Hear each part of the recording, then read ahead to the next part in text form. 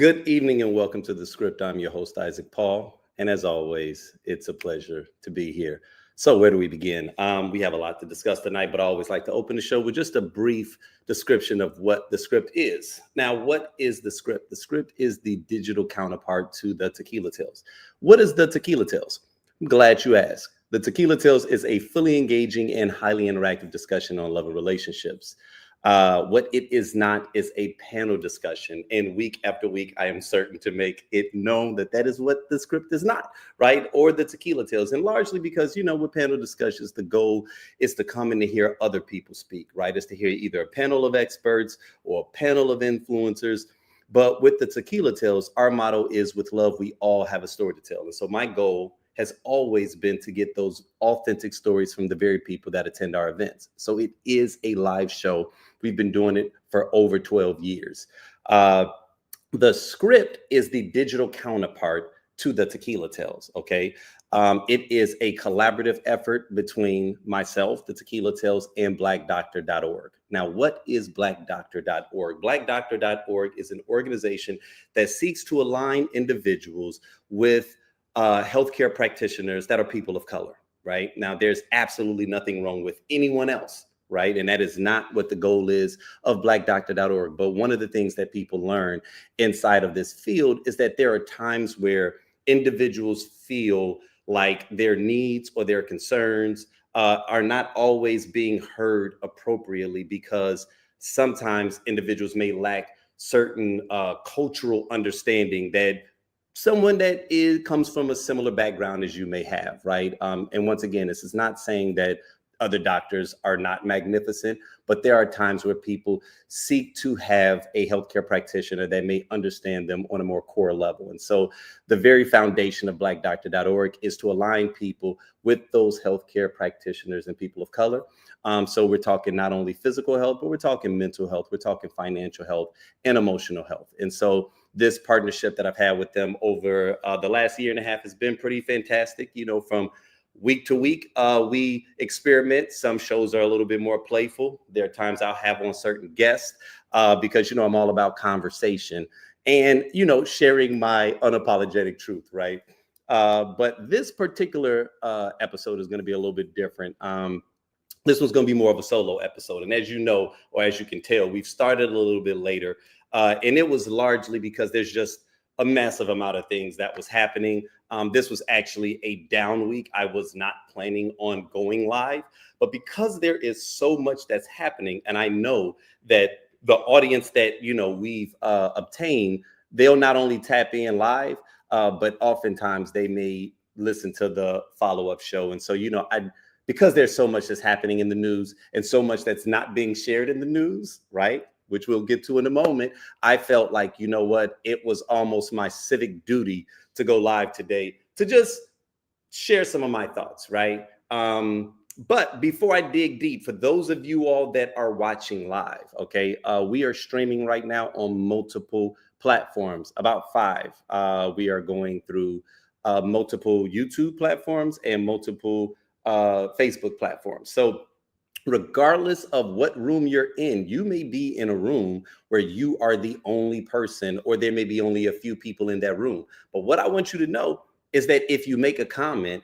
through this particular platform that I am using right now, I can actually see your comments and I can engage with you in real time. So if you are watching me live, I want you to feel comfortable with being able to comment and I can actually see the comments that you make.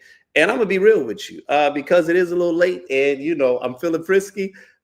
If you so want to jump into this discussion with me, go ahead and put that in the comment section. I will send you a link and I will bring you to the stage because that's what kind of night this is, okay? I am ready to have a discussion. I'm not going to keep y'all for very long, but because it is a Tuesday evening, hopefully many of you all are already settling down. It depends on what time zone you're watching this from. But for me, in the time zone that I'm in, it's nighttime. And so, with the Tequila Tales, I often pull up a libation. Hopefully you've grabbed one also. And with that being said, man, let's go ahead and let's get into it. Where are we going to start? We are going to start with this fun little segment called In the News. Now, I'm calling this in the news, but really what I should be calling this is not in the news, right? So let's go ahead and let's share what I feel is probably the most major news story that is being severely underreported right now. Major Ukrainian operation. So I'm going to just read this directly from my notes and then we'll go ahead and we'll dig right into it. So, Operation Spiderweb, strategic drone assault. On June 1st, Ukraine launched Operation Spiderweb, deploying 117 drones in a coordinated strike on 4 Russian air bases. The operation destroyed or damaged 41 aircrafts, including Tu-95 and Tu-22M bombers, accounting for approximately 34% of Russia's strategic bomber fleet. The estimated financial impact is around $7 billion. This significant operation was overseen by President Zelensky and Ukraine's Security Service, SBU, highlighting Ukraine's growing capability to conduct deep strikes into Russian territory. Attack on the Kerch, which is the Crimean bridge. On June 3rd, Ukraine's SBU executed a calculated underwater bombing of the Kerch Bridge, a critical link between Russia and occupied Crimea. Approximately 1,100 kilograms of explosives planted over several months severely damaged the bridge's structural supports. This marks the third Ukrainian attack on the bridge since 2022, disrupting a vital military supply route, symbolically challenging Russian claims over Crimea. Russian military response: intensified strikes on Ukrainian cities. In retaliation, Russia has escalated attacks on Ukrainian suburban centers, notably a rocket assault on Sumy on July 3rd, resulting in at least 4 civilian deaths and 25 injuries, targeting residential areas and medical facilities. President Zelensky condemned the attack as a deliberate act against civilians. Ongoing ground offenses. Russian forces continue their offensive operations in eastern Ukraine, particularly around Kupiansk, in the Donetsk, I'm totally jacking that up, Oblast. These offensives aim to gain territorial control and disrupt Ukrainian defensive lines. Now, there are peace talks and diplomatic efforts. Former Russian President Dmitry Medvedev stated that Russia seeks the complete destruction of Ukraine, indicating a lack of interest in compromise or genuine peace negotiations. This hardline position underscores the challenges facing diplomatic resolutions. There is some international support and strategic alliances, however. There is a formation of a coalition of the willing. Pretty dope name, by the way. In response to the ongoing conflict, a coalition of 31 countries led by the UK and France has pledged enhanced support for Ukraine. This includes readiness to participate in a peacekeeping force contingent upon a formal ceasefire or peace agreement, aiming to provide security guarantees and to deter further aggression. Now, the main reason that I even started with giving that is because when this story first broke on Sunday afternoon, it had my absolute attention. Okay. I found the story via Threads. Now, if you are tuning in and this is your first time watching, I will go ahead and share my guilty pleasure in recent months has been Threads. When the social media app, which is kind of like the counterpart to Instagram, was first launched, I was a little skeptical. It felt like one of those things where it's like, is this going to last? Because it felt like it was the Twitter counterpart. But as I just slowly got into it, I was like, okay, this is actually a pretty fun app. And it had largely to do with the algorithm that I felt was rather generous in a sense of while I wasn't following anyone, it was very much tapped into the kinds of things that I found interesting, right? And I think I just like the overall tone and the purity of the algorithm in the sense that it wasn't sending me antagonistic posts to kind of get me roused up, but it was kind of like a feel-good app. I was reading things about things that I actually cared about. And so it's been my guilty pleasure, right? And, we'll get into that a little bit more But I actually found out about this story through Threads, not from any breaking news headlines. All my applications, whether it been Apple News or C-SPAN or, Time. Normally when something big happens, there's bells and whistles happening everywhere. And for me to have to find this from a random post, more than likely from either someone from Ukraine or someone that was a friendly and ally of Ukraine that was sharing the details of this story. So immediately I said to myself, okay, is this actually legitimate, right? Is this actually legitimate? I was going to actually debut a new segment tonight called Everybody's Grifting. We'll save that for next week, but that is the truth. I feel like everybody is grifting nowadays, and 9 times out of 10, you have to check to see, is this actually something that is legitimate? Or is this someone that's utilizing AI, or they're somehow being monetized through one of these social media platforms? And as a result, their primary goal is just getting attention, right? Getting clicks, because the more engagement that they get, they're being compensated by these social media sites. So I was skeptical. Then I started seeing more posts and I was like, okay, hold on, this seems kind of credible. So then I dug a little bit deeper. And then in the international news, I started seeing that,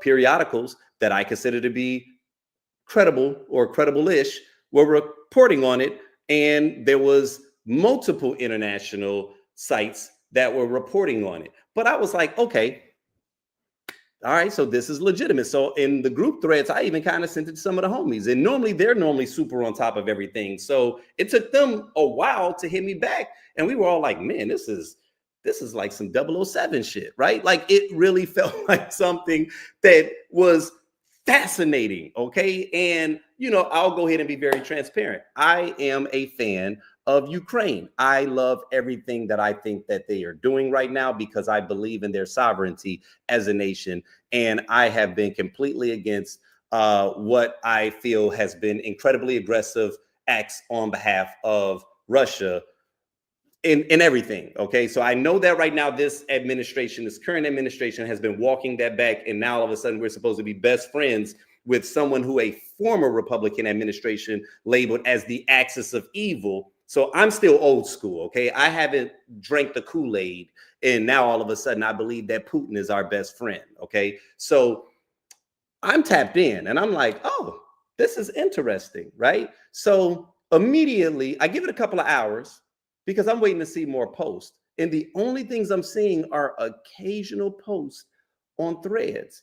So a little bit later in the evening, I go to CNN, right? Because if you know anything about CNN, and so historically, CNN was normally my go-to news network, all right? That's been subsequently and enormously, falling short as I just continue to go down this path, because who used to be kind of like the fair and balanced and, who I felt was the trusted news network, they've been a little sketchy, right? And like literally the past several years, to be honest with you, but they do have a couple of people on that network that I was fond of. Now, to be very clear, many of them have already been removed or nullified. So that's why they are kind of becoming a shell of their former selves, just to be very transparent. But a lot of times they are normally still my first go-to, because I know that at the very least, they attempt to, as much as possible, march the middle of the road, right? If we're looking at politics, we know that on the left, we would probably have an MSNBC, right? And on the right, we would have a Fox News. We know that CNN, as much as possible, attempts to walk the middle of the road. Now, the middle of the road is kind of been incredibly skewed because the right has been going far into crazydom. And so it feels like the middle is not really the real middle, right? And that is one of the things that I think frustrates me about CNN, is their unwillingness to acknowledge this, to acknowledge that the right has been hijacked by extremists. And so you can't really always give voice to claims that are just non-factual, and we'll just leave it at that. But I was curious. I was like, okay, this is interesting, and I kind of want to get some feedback.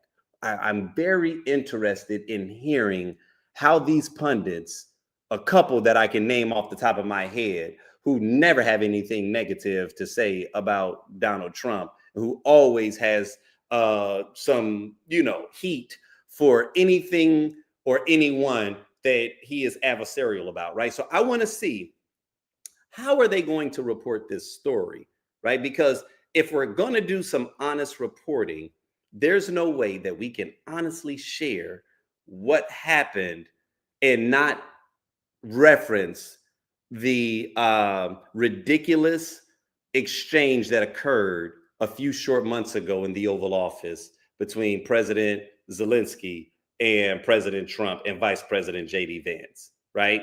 Like, that made major headline news. It ruled our news cycle for a couple of weeks because of how absolutely outrageous and disrespectful it was, right? The fact that that conversation had devolved into petty bickering and a lot of the Republican officials castigating President Zelensky for not wearing a suit during wartime.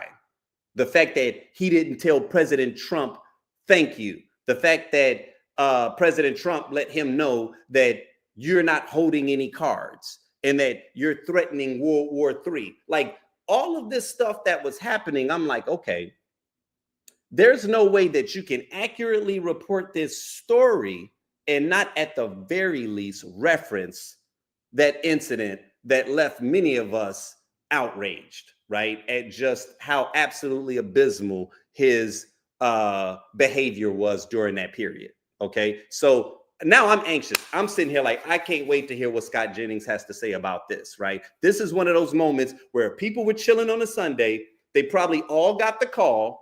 I'm about to see Anderson Cooper. I'm about to see Wolf Blitzer. I'm about to see the whole lineup. They might even call back Don Lemon. I'm like, this is incredible. This is one of the most incredible military operations. This sounds like some Hollywood shit. That is what I'm sitting here thinking. Like, yo, I'm honestly, I'm not even in the space of wanting to watch them hold the administration accountable or try to chin check them. I honestly just want more details because it's fascinating. This is some I Spy shit, okay? Drones? Really?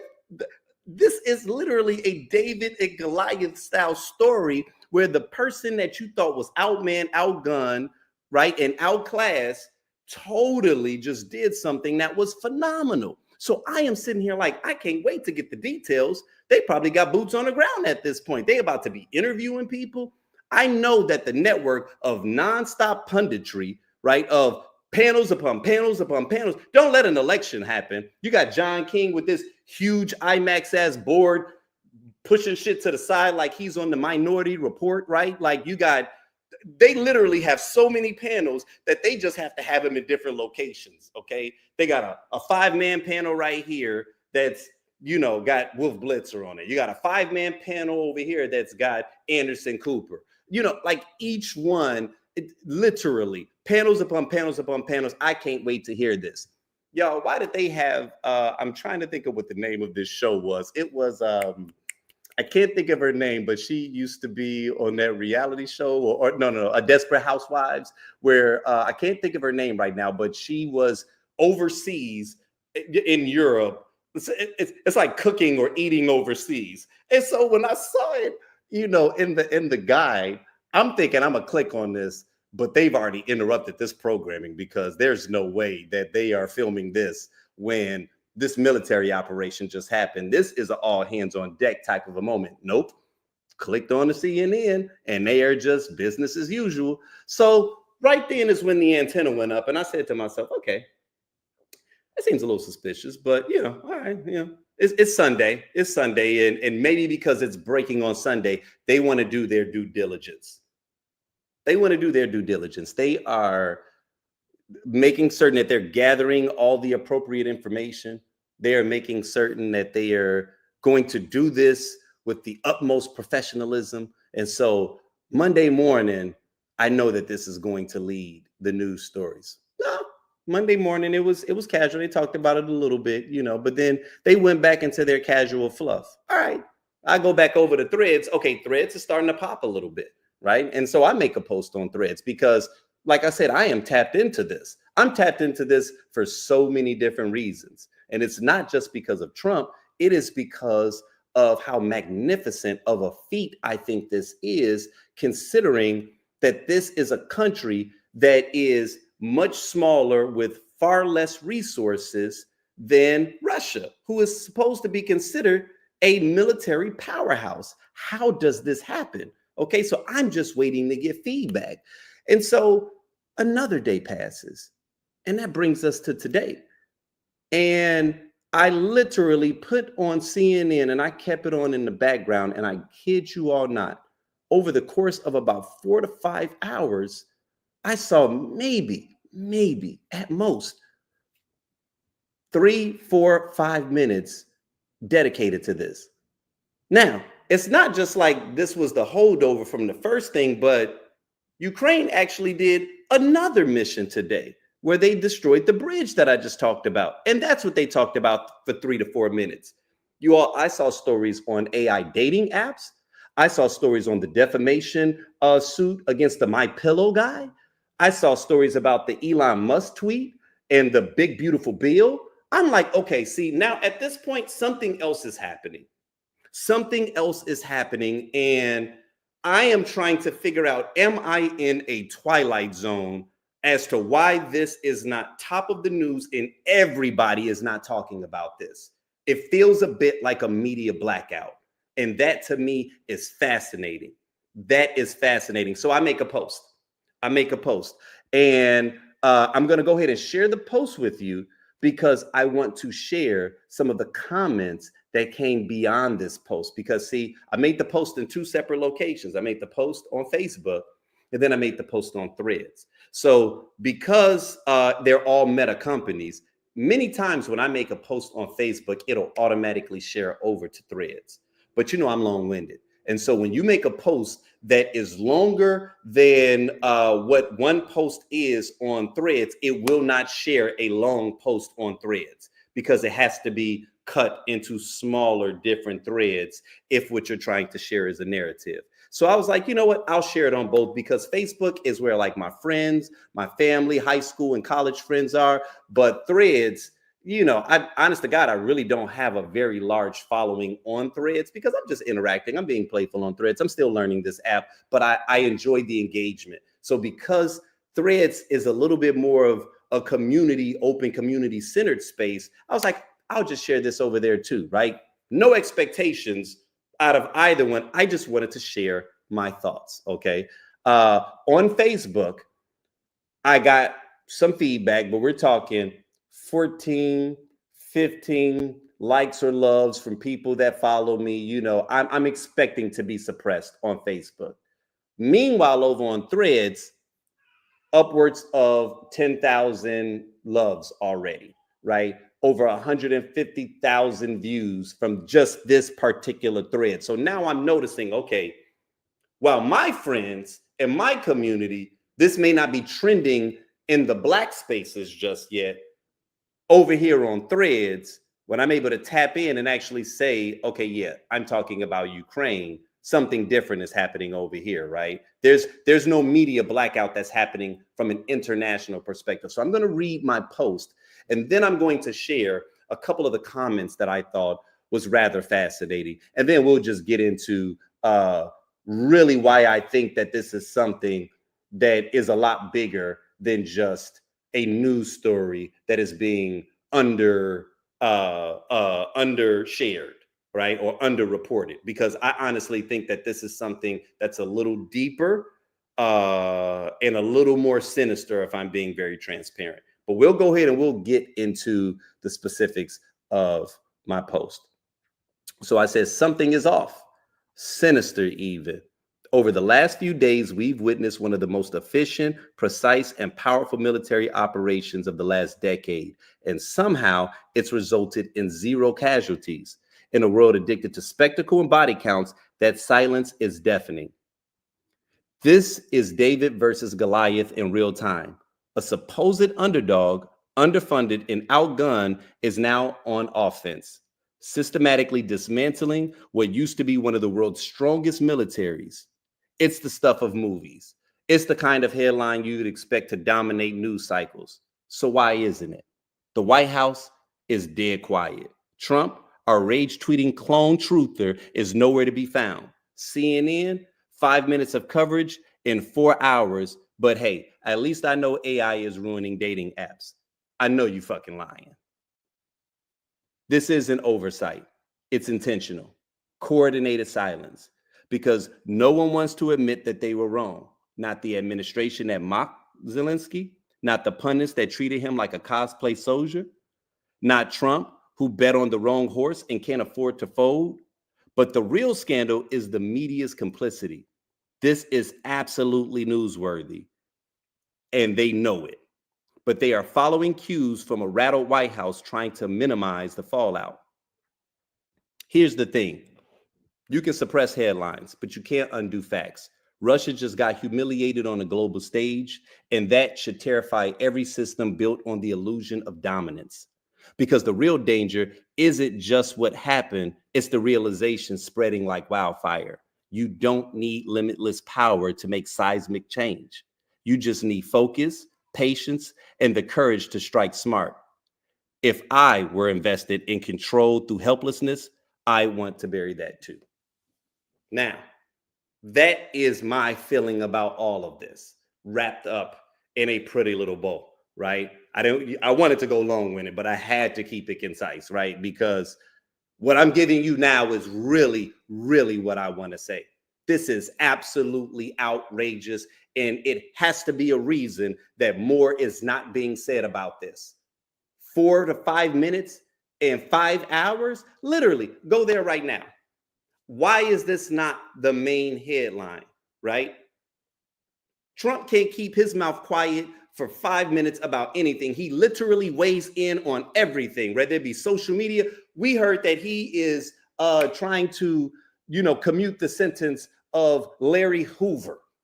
Larry Hoover, that has made the news headlines. Chrisley is who he just pardoned a moment ago. He also pardoned NBA YoungBoy. This man engages himself in everything that has absolutely nothing to do with the highest office in the land, but yet one of the most impressive military victories or military executions that we have seen in literally my entire lifetime, we get not a peep from him.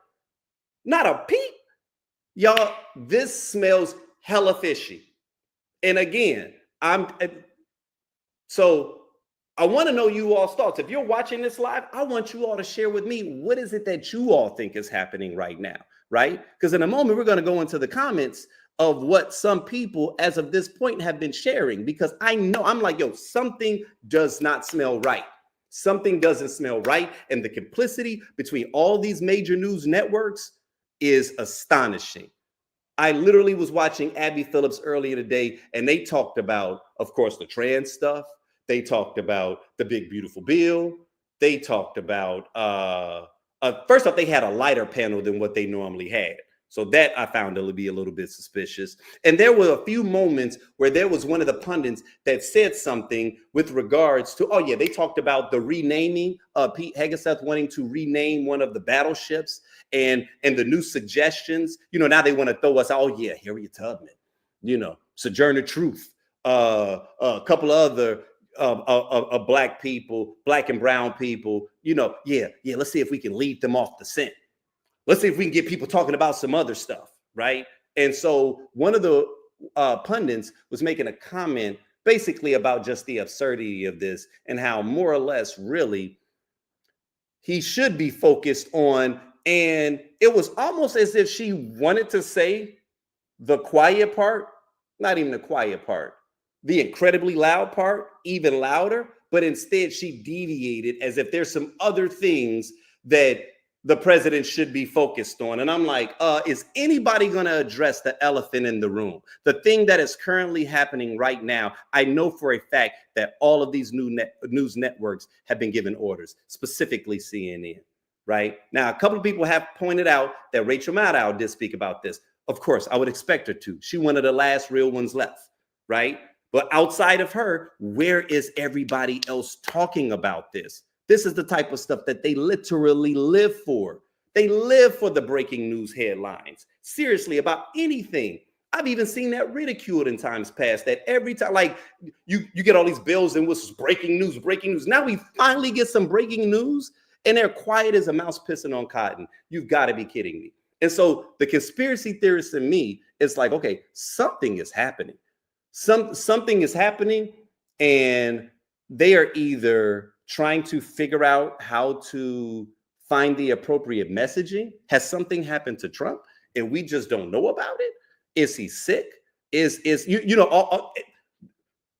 is no longer in office, and you got Jake Tapper writing a tell-all takedown of the guy who is no longer in office, who had a very successful term, but this is the scandal. Yet here we are over on this side, where we've just witnessed an incredible military operation, and we don't hear anyone ringing the alarm.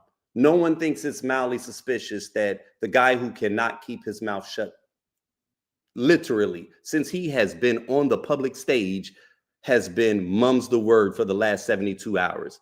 Y'all, it's a little alarming, to be quite frank. It's a little alarming, right? And, when I put the post on Facebook, a buddy of mine made a comment about how, matter of fact, I'm actually going to go to it because, I can understand sometimes how people, may want to view things. And, this is a buddy of mine, and he admittedly is a fan, of the right. But he said, it's a proxy war, so why would we cover it? We just pay for it. Laughing face emoji. In addition, they don't call it the clandestine service for nothing, especially if you think Ukraine pulled this off by themselves. And so there was, a bit of back and forth between, he and I, because I said, listen, I'm almost sure that they got some assistance from somewhere, which again makes it an even bigger story. And listen, I know the bullshit that we can sometimes be on in America, but this is wild, even by our standards. Right this second on CNN, they are talking about the MyPillow guy's defamation trial. Are you kidding me? Right? And so he said, Isaac Paul, really, it's not. This was planned and coordinated and executed by the U.S. intelligence community, similar to what the U.S. did to Hezbollah last year with the pagers exploding. There's a concept of non-attribution in these types of matters. If you want World War III, you go run your mouth. But if you want to work back channels and diplomacy, silence and small leaks are the only way. Now, that sounds good. That sounds good because what you're referring to are the actions that happened in the last administration when we had adults at the helm. This go round, we have people that can't even keep people out of the private chat that they should not be having on public channels, right? Like we've already seen inside the first 130 days, this administration's inability to keep anything under wrap. The last time that we did any kind of military operation, we literally informed the editor-in-chief of a major periodical, The Atlantic. So no, what you're saying sounds like it makes sense if we have not already been given indications that this administration is unable to do that, and that this particular this particular exercise took 18 months to plan. 18 months to plan. There's no way that Trump kept this quiet the entirety of this time of him being in office. Absolutely no way. So as good as that sounds, no, I don't think that that's it. I don't think that that's it. So I'm open to what other people have to say about this, right? Oh, here we go. Got Casey watching from Arizona. Hey, Casey. Now, I want to go ahead and dig into what some of the people had to say about this, right? So one gentleman said, this is the #1 news story worldwide, with every single news outlet devoting the majority of coverage to it. Are you only now becoming aware of the American propaganda machine that controls everything you see? This is why Americans typically think they are the most powerful country, the safest country, the most advanced country, the most free country, etc., etc. Bit of a wake-up call for you, I should think.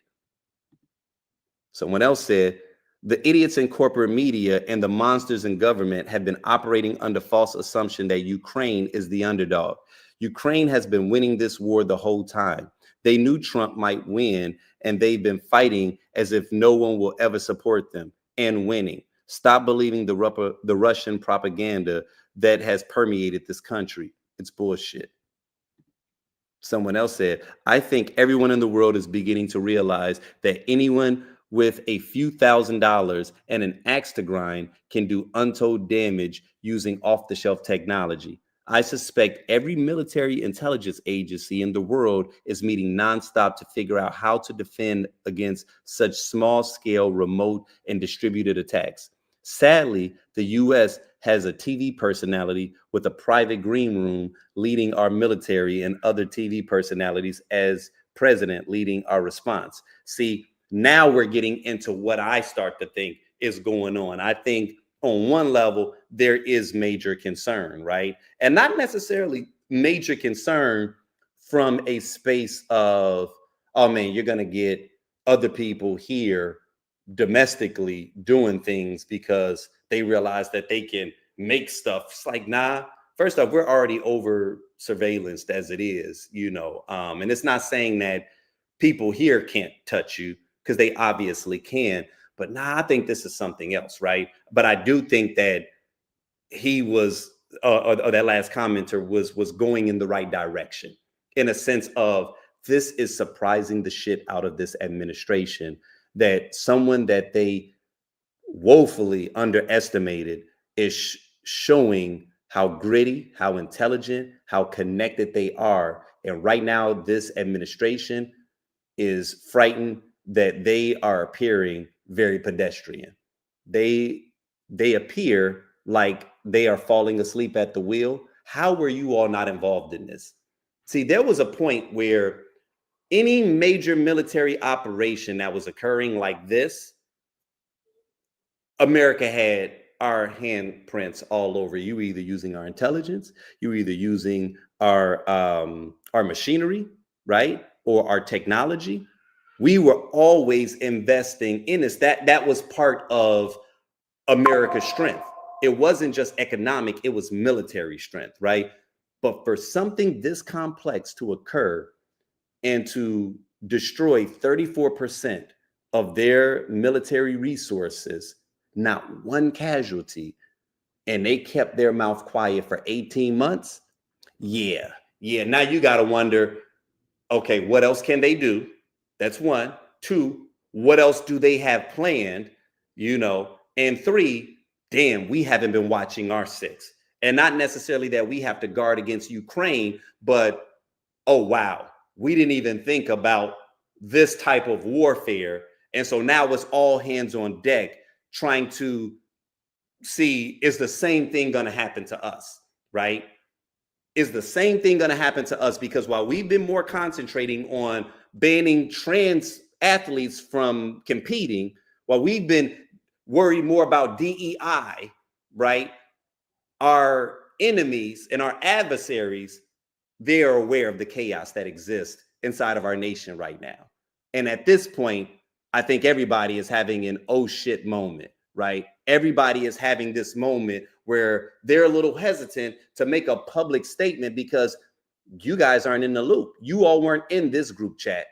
And so if you start trying to go and take credit, or if you start going and making it seem like you know something about it, well, what's going to happen Thursday? What's going to happen Friday? How far did this go? Right? And I think that is really what's at the foundation of this. So I can understand why the administration isn't saying anything. I wouldn't expect them to, right? This is almost like if you had a group assignment and you attended none of the meetings and it was you that was supposed to present, but you have no notes. You never even cracked the seal on the book. Of course, you're not going to stand up in front of this class and make an idiot of yourself, right? You're going to pull the fire alarm. You're going to say, the dog ate my homework. You're going to fake like you sick. You're going to call in a bomb threat. You're going to do something other than stand up and try to pretend like you know anything when you know you have absolutely no idea what is happening right now. Okay. Someone said PBS has covered it. That's why the current kakistocracy wants to defund PBS. I thought that was pretty fantastic. Someone said, yeah, it's because Ukraine fought smarter, not harder. I believe the idea that a big military is superior. I mean, it bellies, I'm sorry, it bellies the idea that a big military is superior. And the fact that they put it together next door to an FSB office, that's the icing on the cake. Someone said Denmark is concerned this could escalate. It's already escalated because Trump is a traitor to both allies and Putin. We need to back Ukraine with everything we've got and put an end to Russia invasion and never trust the current U.S. administration again. We're almost finished. This is what I was referring to earlier. Rachel Maddow covered the story quite well. She posts that the operation has effectively crippled or destroyed Russia's ability to launch any tactical nukes as well. She also spoke of decades of neglect on the part of Russia and its nuclear armada. It's truly remarkable. I'm not sure I want to go as far as suggesting the media is deliberately silencing this or in bed with Trump, but they are completely AWOL on the story of it. Hanlon's razor applies. This is stupidity, not malice, but it's epic stupidity. Okay, that's a possibility, right? I keep forgetting most people are not getting news online. I heard about the amazing Ukrainian attack very quickly on Ukraine subreddit and Threads and Blue Sky. And the right-wing media is truly awful. Fox called it Russia's Pearl Harbor, a deliberate lie and an insult to the U.S. for how Pearl Harbor actually occurred. And finally, because we targeted weapons, not people, it's not getting coverage in your country because there's no cost benefit. It's all over the news here. We're rejoicing. It's monumental for us. But you're under ICE attack, having food stamps eliminated. So anything outside of Tulsa doesn't get airplay. That's the sad reality. And that to me is fascinating. That's fascinating, right? Because like I said, this is one of those moments where I'm like, okay, you obviously you see complicity on the side of the media in not reporting this, right? But I think even I got surprised that I'm not seeing other outlets report it. And I'm talking about specifically even inside of the African American space, right? Because anytime something trends with us, oh, we can make a story popular very quickly. And on most of our major news platforms that are culture centered, mum is the word, right? But I kind of know why. And it's because in most cases, while I've noticed in recent years, there is a bit more of a deliberate, purposeful, attempt at reporting current events, they're still taking their cues from mainstream media. So if you see a shade room, if you see a baller alert that comments on these things, they're normally pulling the content from CNN. They're pulling it from Fox News. They're pulling it from MSNBC, from C-SPAN. And therein lies the issue, is that if they aren't reporting it, then we aren't getting it. And this is one of those things where it's like, yeah, this is very dangerous, right? This is very dangerous because one of the things that we've learned in this last election is an over-reliance on traditional media can severely cripple you. Many people give Joe Rogan the credit for why Trump was able to win the White House. Trump's willingness to go on all these different blogs, all these different podcasts, is what allowed him to be able to reach a broader audience that mainstream media is no longer reaching. And in this moment is when I'm starting to understand, yeah, and herein lies the danger, right? Because if you don't have a platform, or if we don't have the kind of media that actually is reporting stories that are relevant, not just to you inside of your community, but globally.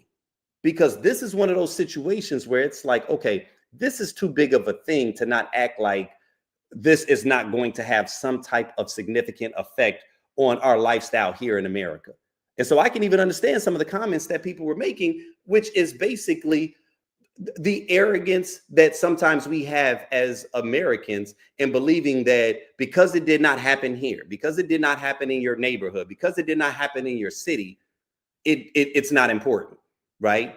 Meanwhile, I went to McDonald's earlier and got some breakfast and literally paid close to $15 for a damn sausage McMuffin, right? So I don't know what caused them to literally increase their prices $3 in the last month, but I guarantee you that if you dug deeper, they will probably cite some type of international thing, some type of tariff, right? Something that is bigger than just what happened in your direct community is why everything is becoming more expensive. It's why a lot of things are about to shift, right? So we don't have the luxury to not be tapped in to this global society, especially as Black and brown people, especially as Black and brown people. This is the type of stuff that we need to be aware of, right? We need to be receiving information from ulterior sources. We need to be finding out how they are reporting what's happening over here, not just what our news networks are deciding to share with us. This is really putting us in a very dangerous, very precarious situation because I kid you not, like I said, we will see how long it's going to take for them to actually start to cover this story as if it's not major. I'm very interested to see. And then when they finally do, what's going to be the tone, right? Are we going to actually ask real questions? Are we going to reference what happened during the Zelensky Trump Oval Office meeting? Or do we just kind of scoot over this, right? Are we going to try to find some type of cute way where Trump can actually take credit for it?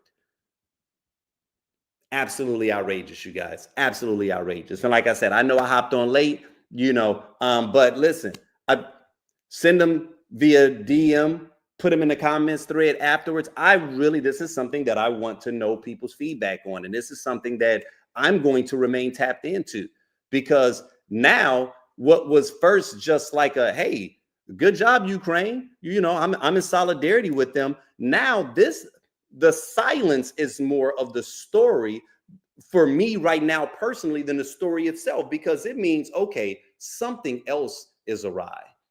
And that something is something that is going to affect us, whether or not we want to acknowledge it, right? So again, that's my opinion, you guys. I could be dead ass wrong, but if you all are telling me that something about this is not fishy, only time will tell. Okay. Now, on to the next topic, which I thought was kind of interesting.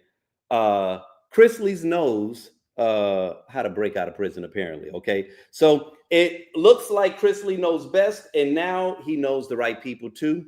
In a twist worthy of reality TV, Todd Chrisley just got the ultimate plot twist: a presidential pardon from Donald Trump. So what I want to do is get into how, the Southern charm, the Southern charmer was able to talk his way out of federal time. Now, here's the details for those of y'all that may not be aware. Todd and Julie Chrisley, stars of the reality TV show Chrisley Knows Best, were convicted in 2022 on multiple federal charges, including bank fraud and tax evasion. Prosecutors alleged that the couple submitted falsified documents to secure over $30 million in loans, which they used to fund a lavish lifestyle. Additionally, they were accused of concealing income from their reality shows to evade nearly $500,000 in taxes. Todd was sentenced to 12 years in prison, and Julie received a 7-year sentence. They began serving their sentences January of 2023. On May 27, 2025, President Donald Trump granted full pardons to both Todd and Julie Chrisley. The decision followed advocacy efforts by their daughter, Savannah Chrisley, who argued that her parents were unfairly targeted due to their conservative beliefs and high-profile status. President Trump communicated the pardons directly to the Chrisley's children, stating that the couple had received pretty harsh treatment, right? So this was something that he communicated to them directly, and there is video inside of the Oval Office of him giving them a call. Mum's the word on this Ukraine-Russia conflict, but cameras were all over the place during this particular call because this is real news. The pardons have sparked controversy, with critics accusing President Trump of using his clemency powers to reward political allies and supporters. Some view the Chrisley's pardon as a part of a broader pattern of politically motivated clemency decisions during Trump's presidency. Following their relief, Todd and Jumi Chrisley returned to their home in Nashville, Tennessee. They have announced plans to relaunch their podcast, Chrisley Confessions, and are reportedly working on a new reality series that will document their legal battles and life after prison.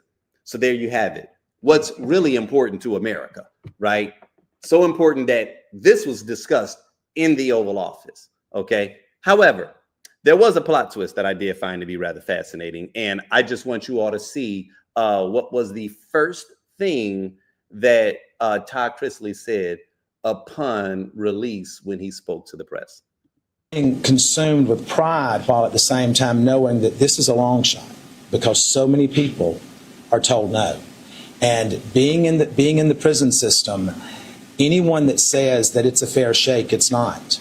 Because I dealt with young African-American males in the prison that I was in that were not treated the same. They were denied programming. They were denied access to certain things. I was not denied that, but we know why I wasn't denied that. And so I think that is a much bigger picture that we all as a society as a whole need to look at, that we are one. And whether you're Republican, Democrat, or whatever, at the end of the day, when you're in that hospital, you don't care if it's a Democrat treating you or a Republican. Now, some of you may, but I want whoever's going to be the best person to do that. Well, there you have it. Okay.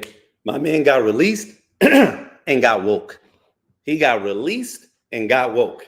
That I did not see in my bingo card for 2025. That I ain't gonna lie. I had to give that brother a slow clap.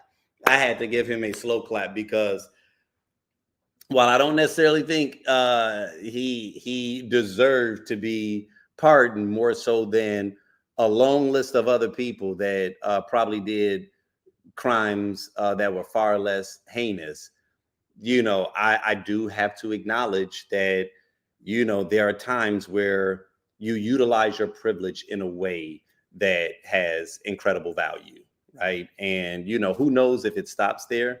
Who knows if, you know, he continues down that path of giving voice to those that he recognizes did not have voice?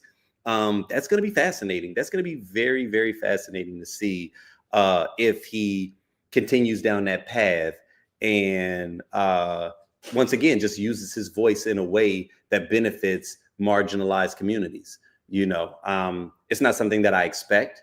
It's not something that I think immediately absolves him of his wrongdoing or his guilt. But it is something that I will have to say, man, kudos for realizing that you were granted something primarily because of your privilege. And even in the face of it, even in the face of knowing that you are saying something that's probably going to go against how Trump feels about that particular situation, to the point where he probably damn near wants to rescind the pardon. You know, he probably had to check with his attorneys. Now, can he rescind this pardon once he signs it? All right, cool, because I got something I want to say. You know, I'm very curious to know how that conversation occurred, right? Because that was awfully gutsy. That was awfully gutsy. And, you know, I am rather impressed, you know, by his willingness to, like I said, you know, speak truth in a moment by acknowledging that he saw some things behind bars, right? That, you know, you think jail and you think, oh, jail is jail. It's horrible for everybody. And yeah, I know he could not wait to get up out of there. But even in getting out of there, he had to acknowledge that while I was in there, oh, they were definitely treating me differently. And it wasn't just the way that they were treating me. It was the way that they were treating other people that looked like me versus how they were treating people who may have been in there for similar crimes, but that just were of a different hue, right? And that's him saying the quiet part out loud. That's him acknowledging something that I think at one point in society was commonplace, right? We're in a space now where you can't call a thing, right? We have to twist and contort ourselves because the mere acknowledgement of something, I think people feel like it makes them guilty, right? And you know, that's unfortunate. You used to be able to actually acknowledge that there was such a thing called racism. You used to be able to acknowledge that the system had inequities, right? Nowadays, it feels like the mere mention of it, the mere acknowledging of it, makes people feel like we're saying that you owe us something or that we want you to feel guilty. And I feel like that's one of the biggest misconceptions, right? That I want to be one of the first to just share with anyone that may watch this now, be watching it now, may watch it later. If you are white, Black people do not care about whether or not you feel guilty about past transgressions, right? If you actually acknowledged it and made some attempts towards leveling the playing field, you'd be surprised how willing we would be to forgive. We know it was not you that enslaved us, right? But what we do know is that you still benefit from the inequities of this system. And in many cases, you're still piling on, right? And that anytime that you see that someone is gaining ground, there's maneuvers that occur to cripple our progress. That, I think, is what Black people want more than anything. We want to be left the hell alone when we are actually making progress, right? When we are actually doing something that is benefiting, that's when we start to notice, okay, we're not being left alone and allowed to actually just progress because now laws are changing. Now rules are shifting, like even when it came to DEI, as I've stated in past, did not primarily benefit African Americans. We were like number 6 on the list. Number 1 beneficiaries of DEI, white women. 2, the LGBTQ community. 3, I believe it was veterans. 4, the disabled. 5, Asians. And then I believe we came somewhere around 6, right? But when we hear all of this anti-DEI rhetoric, we're always the poster children for it, right? People are literally willing to deal with less because of their belief that we are benefiting from said system. I saw a funny reel earlier today and I started to cue it up. It was absolutely hilarious. And it was matter of fact, I may play a video just so that I can go and get this video and post it, because it was absolutely hilarious. And it was his brother where he was more or less saying like, he was cosplaying like a conservative where, someone suggested, hey, I got this great idea, for free healthcare, free Medicaid. And he was like, oh man, that sounds good. I think I like that. He's like, but I got a question. Are Black people going to get this also? And the person that was responding was like, well, yeah. I mean, yeah. They would get it too also. Oh, nope. Don't want it. Don't want that. Don't want that. Oh, okay. Well, then how about, free meals in schools? You got a lot of children and everything. And, don't you think that they should be able to get free meals? Yeah. No, I really like that. I really like that. But are Black kids going to get that also? And I just thought it was absolutely hilarious. This is tongue in cheek, but that's how absurd it feels to us, right? Because we are literally seeing this as people that are willing to cut off their own noses to spite their face. I've shared this in times past that there was a study that was done. I believe it was UCLA that did a study where they got a large group of people and they were given 2 options. They said, would you rather make $100,000 a year, but you are aware that your coworkers are making $200,000 a year? Or would you prefer option B, where you only make $50,000 a year, but all your coworkers are making $25,000 a year? And they said that the results of this study were astonishing because it was literally split down the middle.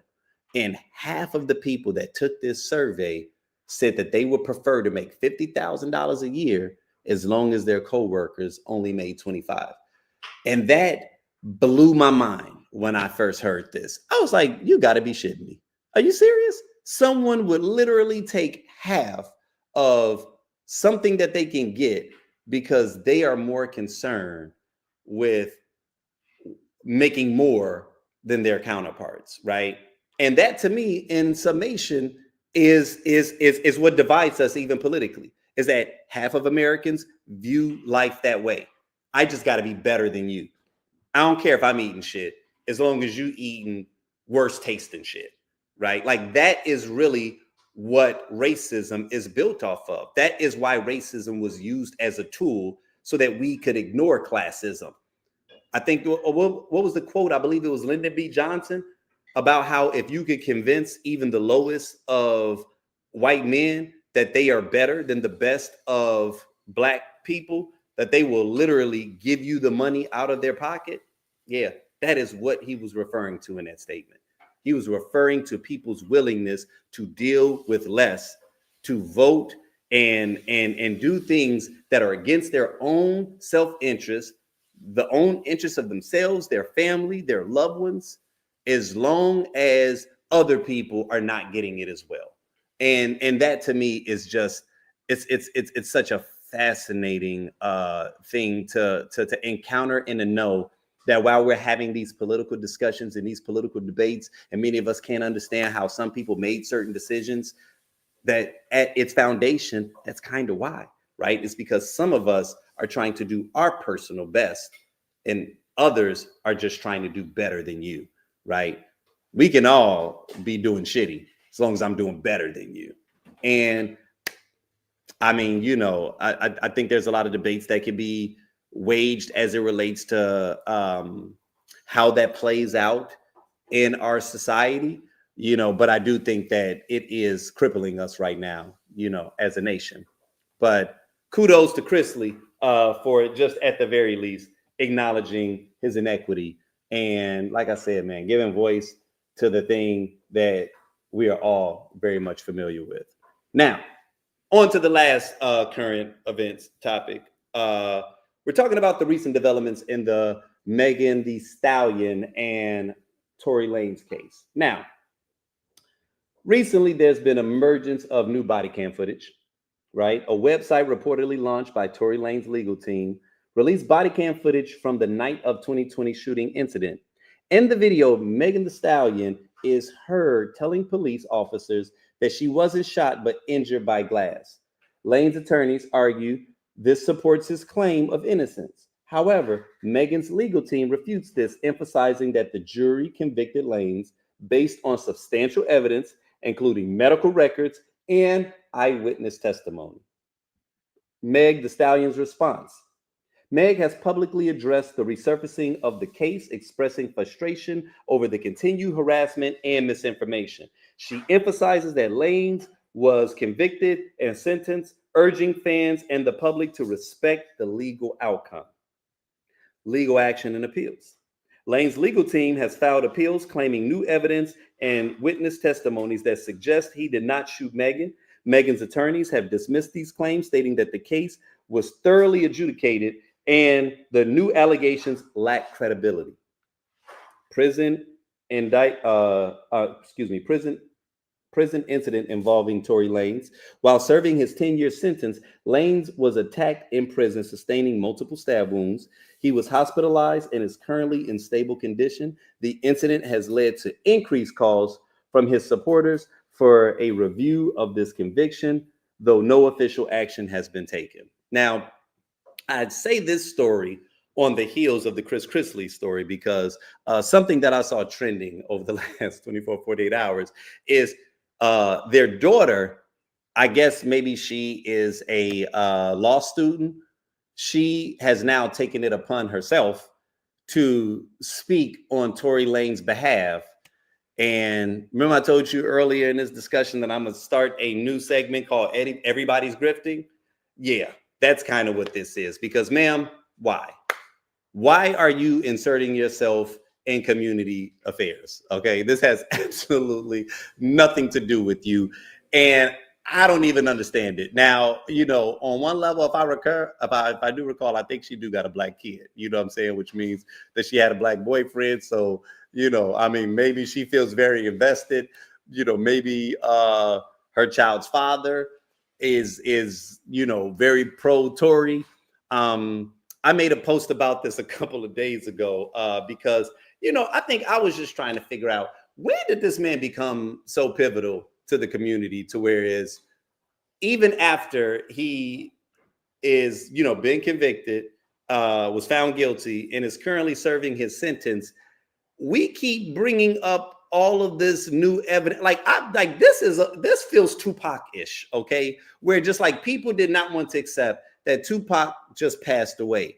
And it was just like, oh no, man, he's still alive. And it's like, why the conspiracy theories as it relates to this? And again, I'm not even downplaying it because I do not follow the story, to be clear. All right. So full transparency, I don't follow this because it was just not on my radar in something. I was going to trust that the evidence that the jury saw was going to be deeper than any, social media post that I saw from someone with regards to it. And then I also know how people are, where this kind of felt very tribal. And it was just something that I was like, I'm not going to waste my time. I know that when it came to Tory Lanez and his background, he had a lot of violence in his background, right? And it's well documented, like literally physical assaults of other well-known artists like August Alsina, where he was bruised and bloodied because of Tory Lanez losing his temper and wilding out. Like, he has a rap sheet that's already kind of lengthy as it is. So this wasn't a far cry. I'm not going to turn Tory Lanez into Huey P. Newton. Okay. He wasn't about to buy NBC, right? Like this isn't one of those situations. Like, I think we can step away from the conspiracy theories and understand that these were a lot of people that were doing a lot of drugs and they was getting real reckless, and some things happened, right? Regardless of all the specifics, Tory Lanez is not purely innocent. He is not without guilt. Okay. One of the major things that he got charged with was even being in possession of a firearm inside of the same vehicle, which was a violation of his parole. So that in and of itself lets you know that happened.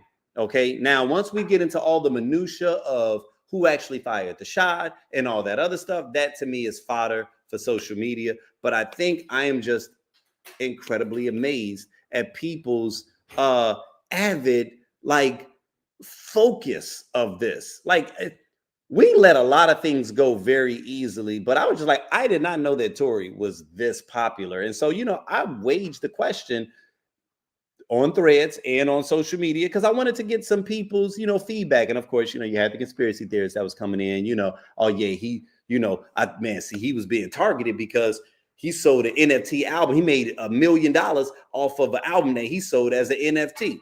Okay, now, full transparency, I don't know if this is true. This is hearsay. Okay. However, he's not the only person that has made money independently. He's not the only person that has bucked against the system and went away from major record labels and is seeing success.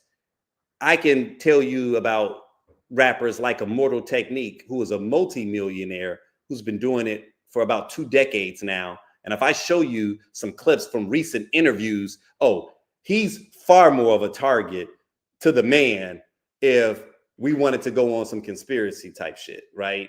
And the fact that this man is walking around free and clear and unbothered with his millions is letting me know I don't think that this is because of the NFT situation, right?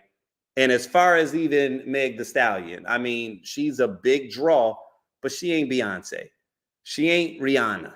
Okay, so it's not like she was some darling of the community and now everybody's just dumping on Tory. Sometimes, man, a person just did some shit, all right? And we just got to accept that, okay? Because right now it's giving, let it go. That's what it's giving. It's time to let this shit go. Dead ass, man, because it's just getting ridiculous. Now, I did have one brother that jumped in, and I appreciated his feedback. And what he said, you know what? He said, this is actually more tribal than anything. He was like, you got Meg the Stallion's community and you got Tory Lanez community. And that is more or less what's at the foundation of this. And admittedly, that is not something that I really considered, is that when you have people that are avid fans of someone, they have a tendency to be a little irrational, right? And we've seen it. Even like I just said something about Beyonce a moment ago, we all know personally more than a handful of completely irrational Beyonce fans. I think she is one of the most incredible entertainers of all time. I literally put this woman up there with Michael Jackson. But sometimes when I see the way people act and operate as it relates to this woman, it's like, y'all love this woman more than her own mama does. Okay. I need y'all to calm down. And sometimes the things that they come up with and the things that they create, it feels like urban legend type stuff, right? Whether you love or you hate her, that is what fandom does to people. And so I didn't think about that this is not a black man versus black woman scenario, but it's really more both of their avid fan bases getting this stuff to trend. Because from what I was seeing in my news feed, I think that's why I was getting concerned, because, when you start to see a lot more influencers start to weigh in on this, and even ones that you think are sensible that are, oh man, there's new evidence. And then they showing all these memes and then all this other stuff. And it's like, why is this a topic of conversation? All the stuff that's happening in this world, like why are we relitigating something that has already been litigated a year and a half ago? Like, this guy has never had any hit singles. And not to say that means he deserves to be in jail, but just to say, I didn't think that his fame warranted the amount of constant, investment in the news cycle as he's been given. I'm like, there must be something else that I'm not thinking about. You know what I'm saying? And is this really anti-black woman sentiment, that's masquerading as people that are really into the legalities of the state of the case? And so, I thought it was outrageous. But yeah, man, I'm gonna just say, as it relates to my personal opinion, it's time to let this go, man. It's time to let it go. All right. Now, I normally will close out sometimes with a segment that, I like to call the opinion.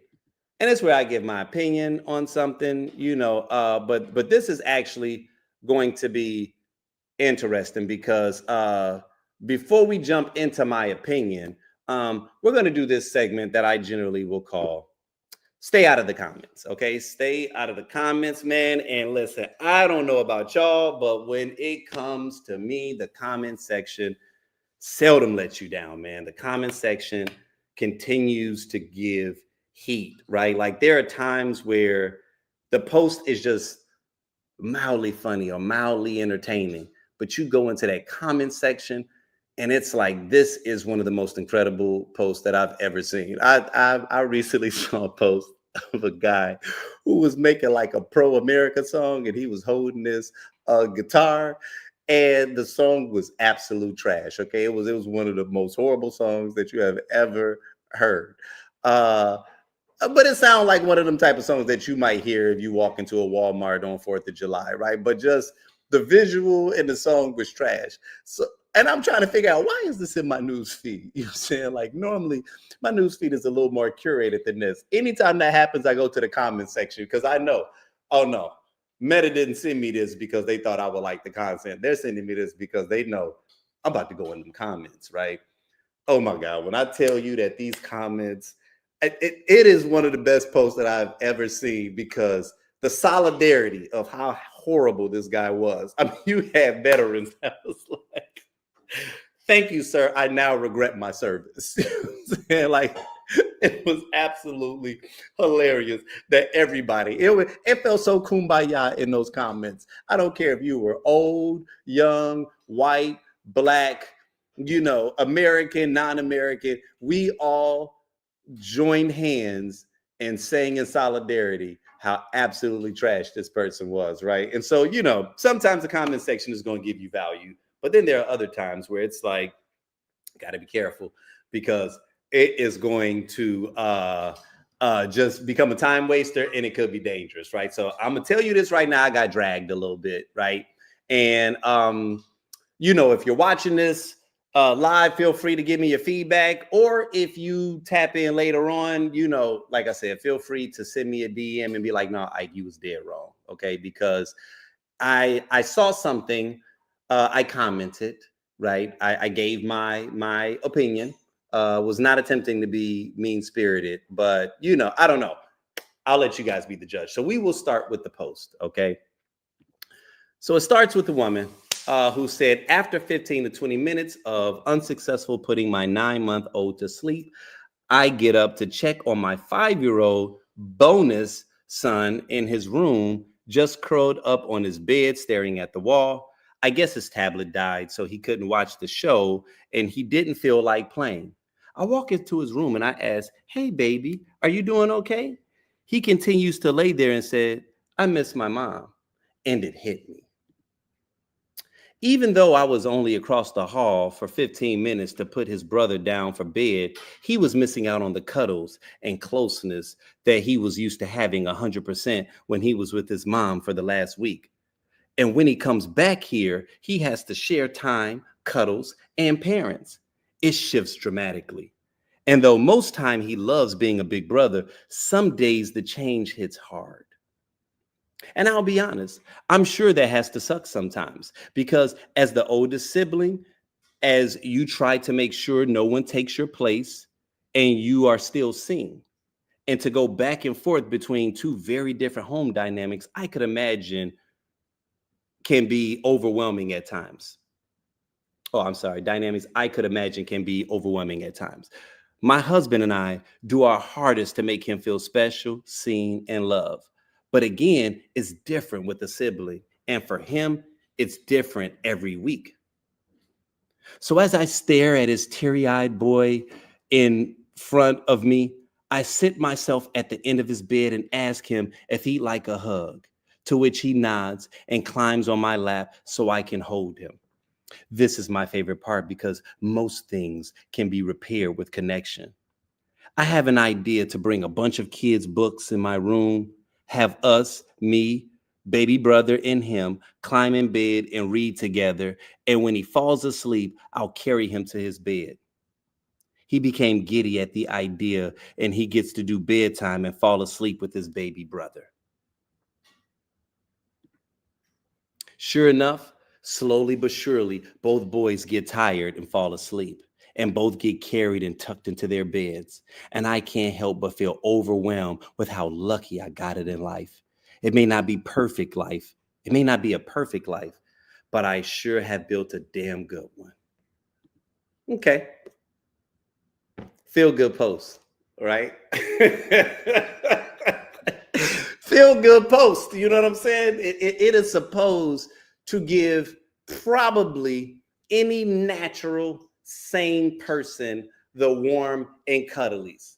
Here is a woman that is sharing that she had a bonus son who missed his mom, and she swooped in and nurtured him, and just a great feel good experience.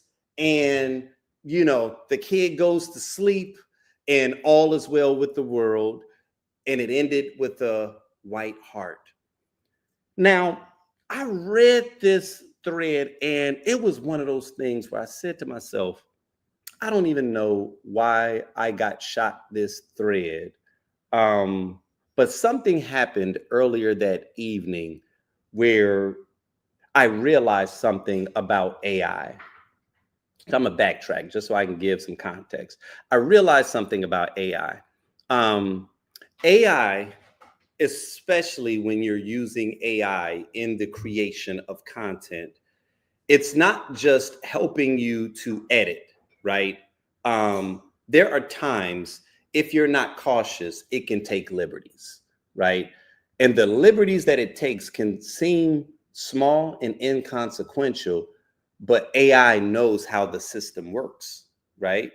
And so because it knows how the system works, it will throw in a little Easter egg, knowing that that one little Easter egg might be what trips the algorithm. That one little Easter egg might be what causes a different type of person to engage, because they're going to see something that other people aren't seeing. And that's when the conflict happens, right? So even in a seemingly normal post, when utilized, when you utilize AI, it has the potential of making small alterations. And sometimes those small alterations is what gives content traction on social media. So I was already having this thought because of some other realizations that I had earlier that night through some other content, that I was seeing. And when I saw this post, something about it made me key in. And so I made my comment. But before we get into my comment, I want to share other people's opinions first, okay? Just to share what the prevailing narrative was, because I saw something and I didn't know. I was like, am I the only person that sees this, right? Like, why did AI send me this? It must have sent me this because there's something else here. So yeah, it wouldn't just normally send me some feel good ass post from a bonus mom and you know what I mean? Like, yeah, I have a toddler and things of that nature, but nah, my threads feed is pretty curated. So this was being sent to me for a reason. Let me go in these comments and see if anybody sees what it is that I'm seeing. So the majority of what I saw initially was stuff like this, right? As a bonus mom to a 4-year-old with one on the way, and as a child of divorce, I love everything about how you approached making sure your oldest was well loved, including and cared for. Raising little ones is so much more nuanced than just calling his real mom anytime he says he misses her. Can you imagine if preschool did this? No one talks about the long game of creating a second home. So inviting that no matter which home a kid is in, they never feel homesick. Good job, mama. And she goes, I appreciate your comment. Okay. Someone else says, as a bonus child and a bonus mom, I think you handled this perfectly. Realizing the emotional need behind what he said is so important, and everyone invalidating that needs to cut it out. We forget that what we see or read online is but a glimpse into real life for people. Keep being amazing and a source of love and support for that baby, and keep up the great co-parenting. Now, I want to give a little bit of a context, even as I read what the summation of these comments look like, right? Because at the time of me taking these screenshots, right, this first one you see was made 3 hours prior to when, I took this screenshot. This one was made 1 hour before. So I'm going to be honest. Those comments were more than likely in response to my comment, right? Which, y'all, let me say, I was not trying to be the villain, and I am not a contrarian. Okay, so I want to give full disclaimer that I am not a troll and I am not a contrarian, right? And I was looking at this post, but and the majority of what I saw at the time that I saw the post trending across my newsfeed was just all, confetti and sunshine and unicorns and the whole nine. And I was like, damn, so nobody sees what I saw? And I started to not say nothing. I started to not say anything. But there was a piece of me that, because of this epiphany that I just had earlier about the algorithm, I was like, I feel some kind of way about this. And normally I'll just keep that internally. But I was like, I'm going to share it just because I'm curious. I'm curious to see what happens. Like, maybe I share this and it goes overlooked. That happens oftentimes, right? Like, every time I make a comment on a post, it's not like it always blows up, right? Sometimes you make a comment on a post and it just, all right, you shared yours. Maybe a couple of people go back and forth. Maybe you get 5, 6 likes or whatever, All right, cool. I'm not expecting to go viral, right? Like, no, I'm just sharing my thoughts. Okay. So I will go ahead and say that this is where the opinion comes in. Okay. The unpopular opinion, because this was my comment. And you guys, forgive me if I come off like a villain. It is not my intention, but this is what I said. Okay. I said, I'm seriously not trying to be an ass on an otherwise feel-good post, but I drew a different conclusion. Your bonus son said, I miss my mom, and the epiphany you had from that was that he desired to spend more time with you. While I believe your kindness did wonders in nurturing him in a moment of sadness he was experiencing, from what you shared in this post, it felt like you centered his longing for his biological mother in that moment with thoughts about yourself. And to be clear, I'm in no way saying that you are a bad person, but you have to make certain that you are in fact hearing what he is expressing if the desire is to make him feel understood as well as nurtured. It may not even change the outcome of what you ultimately do, but there may be times where you are unable to provide the solution. And in those moments, you won't feel the pressure to fill the void that you didn't create, but can instead be present as he navigates it. Now, I was not attempting to be an ass, right? And that's why I started with that. And I know people say, hey, listen, not to sound racist, but like that, I kind of did one of those moves. So I was inviting something other than the feel good, shiny, happy vibrations that was happening in this, right? But for whatever reason, something stood out about that post. And I've since gone back and reevaluated it a few different times.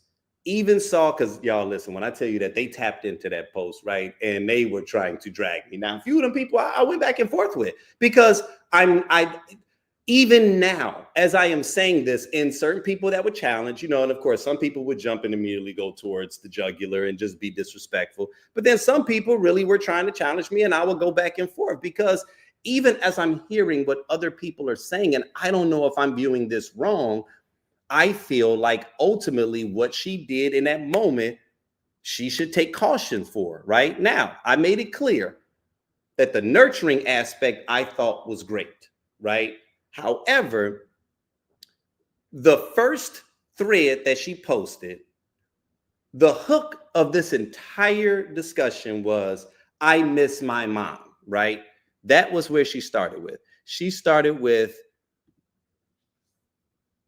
I walk into his room and ask, hey, baby, what are you doing? Are you doing okay? He continues to lay there and says, I miss my mom. And it hit me, right? Even though I was across the hall for 15 minutes to put his brother down for bed, he was missing out on the cuddles and the closeness that he was used to having 100% when he was with his mom for the last week. And when he comes back here, he has to share time, cuddles, and parents. It shifts dramatically. Now, I understand the connection that she was attempting to draw. But the danger is you just reduced his mother and the relationship with his mother to a set of things that his mother does that can easily be replaced, right? So it's not that he actually missed his mom, it's that he missed the attention that his mom gave him. And I can actually duplicate that so that he isn't feeling sad, right? And so that was the point that I was making. Like, he says, I miss my mom. And before you validate the emotion, allow him to feel comfort in knowing that it's okay to miss his mom. You said, oh, I had an epiphany. I'm not doing enough, right? And so that to me is dangerous for a couple of different reasons. And the reason of why I shared it was not to be an asshole, but it's to say, I want to share something with you now so that even though the outcome here may have been beneficial, that's dangerous if someone sharing their emotion with you causes you to internalize it in a way where you make it about yourself and something more that you should have been doing, as if him longing for his biological mother, there was something wrong with that, right? She didn't say he was crying. She didn't say that he was depressed. She said that he was sitting there silent. He could have been playing. He didn't want to play. In that moment, he missed a person. And there's nothing wrong with that, right? And I'm not saying leave him alone, because that's when everybody wanted to jump on me. Oh, what do you think she should have done? No. I don't think that her actions were wrong. I don't think that her nurturing him in a moment was wrong. My issue is that I think that the conclusion that she drew in that moment is what's problematic, right? That he said, I miss a person, and you immediately started thinking, oh, okay, really oh, no, it ain't that he misses his mom. Really, what he misses is the things that his mom did. Really, he's got a problem with the fact that my attention is diverted. No, you could honestly be a perfect mom. You could be doing everything right. Him longing for his mother in this moment is not an indication that on some level you're coming up short, right? And see, that's what a lot of people have a tendency to do. I've been in relationships with women that do this, right? They may see that I'm in a mood in a moment. I'm going through something. I'm working through something emotionally. I'm aware of it. 90% of the time when I'm around people, I'm happy. I'm optimistic. That's the core of who I am. But there's going to be that 10% where I'm working through something. Maybe I had a bad day. Maybe I don't even 100% know what it is that I'm fighting through. And I just need space to be able to feel this emotion. Now, I'm not saying you got to go run away. I'm not saying that you got to hide in the cage, right? You can coexist with me. I don't need you to try to cheer me up. I don't need you to think that you have the ability to make me feel better in that moment, right? Now, there are times where people can cheer you up, right? But there have been times where they try and it doesn't work. And in those moments where they try and it doesn't work, something unique happens where they start to internalize my bad mood. Because I'm feeling bad, now they start feeling bad. Now they start acting weird around me. And then I become consciously aware that my mood has put them in a bad mood. And then I start feeling guilty. And then as a result of me feeling guilty, then I feel like I got to change how I feel because I'm realizing that I'm manipulating your feelings around me. And so because of that, when I'm dealing with people that have a tendency to do that, it causes me to not want to share emotions with them because they can't handle me not being 100%. Some people can't allow you to experience an emotion with the acknowledgement that it's a very real thing and sit with you in that emotion. They feel like because you're experiencing that emotion, you've got to cheer up, right? They believe that happiness is supposed to be a constant emotion that we just feel 24/7 in life. You know what I'm saying? As if we're not supposed to be disappointed, as if we're not supposed to feel grief, as if we're not supposed to feel frustration, as if we're not supposed to feel longing, as if we're not supposed to feel angry, right? You have to give space for these emotions to exist. And as a parent, I know that it becomes doubly hard because you don't want to watch your child suffer. So I'm not saying that she did anything wrong, but what I'm saying is that in all of those subsequent posts, at no point did she ever address the mother. From that point forward, she jumped into, oh, let me do some things to make you feel better. But you never addressed what the core emotion was, which was that I miss my mom, right? In terms of just at the very least validating it, right? Giving him space and saying, oh, no, that's okay. No, of course, you should miss your mother. She's a great person. You know what I'm saying? Man, do you want a hug? Do you want to do some other stuff or whatever? You can talk with him about it. But it's like, he told you I miss my mom. You internalized it, believed that what the issue really was that, no, what he really needed was some cuddles. What he really missed was the connection that he gets 100% over there and he's only getting 50% over here. And that's what he's missed. No, first, do you know everything he's getting over there? You're making an assumption. You're assuming that and that's what people say, well, the fact that she asked him if he needed a cuddle and the fact that he leaned in is indication that he felt lonely. I'm like, okay, you do know that if she also said, do you want some ice cream? He would have jumped at that also. That doesn't mean that really what he craved was dessert in that moment, right? And so sometimes we got to be cautious that we're not attempting to distract someone, because that's what we do as parents oftentimes. They're feeling something, and before we address the emotion and give room for said emotion to breathe and give them the autonomy to be able to feel that and then nurture them, we immediately go into, oh no, let me distract you from your pain. Oh, you feeling bad? Oh, well, here's some ice cream. Oh, well, here's this thing. Oh, well, here, let's do that. And that's the distraction. And that's what people do. That's how they develop coping mechanisms. That's why you have people sometimes that will eat when they feel stressful, because eating makes them feel good. And they don't have appropriate coping mechanisms when they're dealing with a real emotion that may make them feel sad, in terms of giving them the breath to understand it, letting them know that it's okay to feel sad, right? And then slowly drawing them out. Now, I know it feels like I just jumped into that and that maybe I am being presumptive, right? And like I said, there were other people that had other things to say, but I was not the only one in the comment section that was saying that. Like, man, did you offer to call his biological mother? You know what I'm saying? Like, you jumped in an attempt to alleviate the concerns, but what if he genuinely did just long to speak to his mom in that moment, right? Like that's what it's like when you are in a blended family like that. And it's dangerous if you internalize those emotions and you feel like it's your job as the bonus mom to, in the absence of the biological mom, to attempt to replace her, to attempt to supplant her. No, I'm pretty certain that he misses bonus mom when he's around biological mom, right? Because that's who we are. When you add value to our world, I'm going to miss you when I'm not around you. So and I guess what I'm getting at is just me trying to say that it was okay, right? That the conclusion that you drew wasn't that he genuinely missed the person.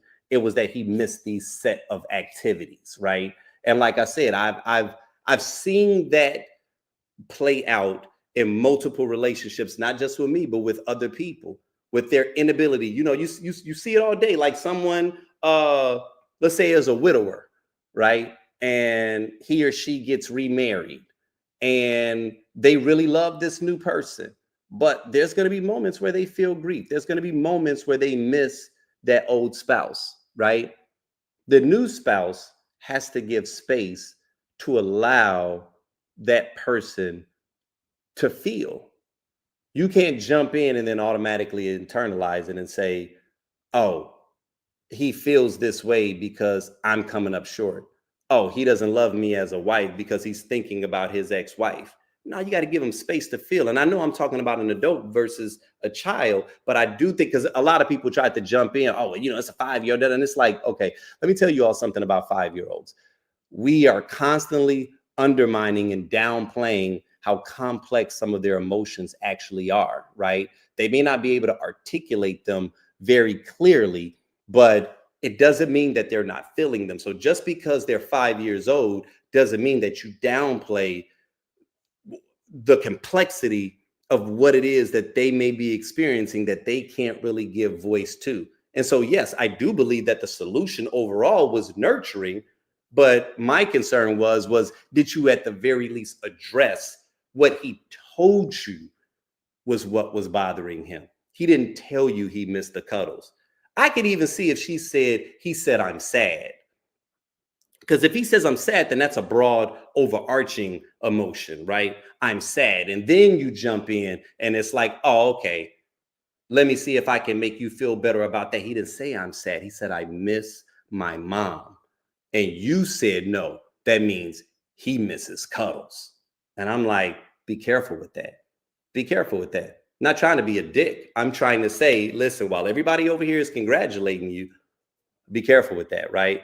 And then, you know, I go back to the page and I saw that what this is a budding influencer, right? And that the majority, by majority, I mean like 99% of her content is family related, you know, and a lot of punchlines, a lot of bonus this and bonus that. And I'm like, okay, yeah, this is someone that is curating content because she's building an image, you know what I'm saying? And you saw this as an opportunity to petition yourself as the mother of the year. You did something dope, but in you sharing this story, was it really just a moment of pure, you know, appreciation of the wonderfulness of your life? Or are you grifting a little bit, right? Are you attempting to share something on this app that you know is going to trend and that you know is going to make people key into you and recognize how awesome of a person you are? And if you saw when I shared that post, I got blocked. Okay. So she literally blocked me, right? Which is hilarious because even though she blocked me, the thing about threads is you block me so I can't see your content, but that thread still exists. So other people that go there still see this thread and they still comment in. And, you know, by and large, the vast majority of people was getting after me or whatever, you know what I'm saying? But there were a handful that was like, oh no, I see exactly what it is that you're saying, because there are times where I share my emotions with my husband and he only listens to respond instead of really hearing what it is that I'm trying to say.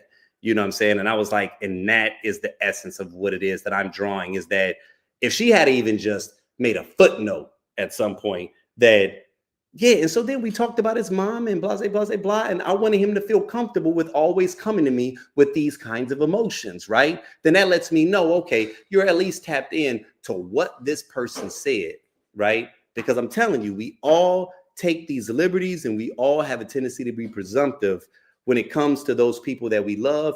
And really, women have a tendency to do that, especially with men and probably sometimes with their boy children. And I'm gonna be honest, sometimes we basic. Sometimes what we tell you is exactly how we feel. And women be like, nah, but see, really what he meant was this. But is that what he said though?